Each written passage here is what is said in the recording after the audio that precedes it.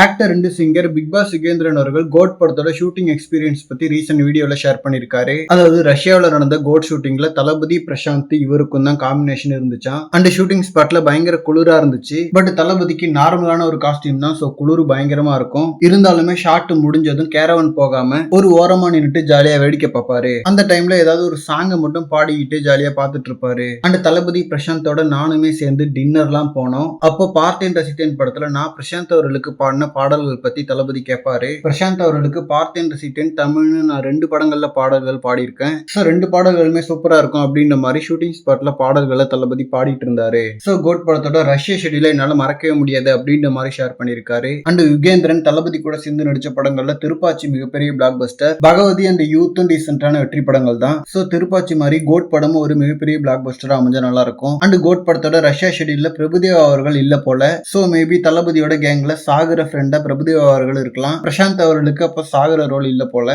Okay friends, இந்த மாதிரி தி code பத்தின ஹாட்டான அப்டேட்ஸ்க்கு நம்ம விஜய் ஃபோர்ட் சேனலை சப்ஸ்கிரைப் பண்ணுங்க. தேங்க்யூ.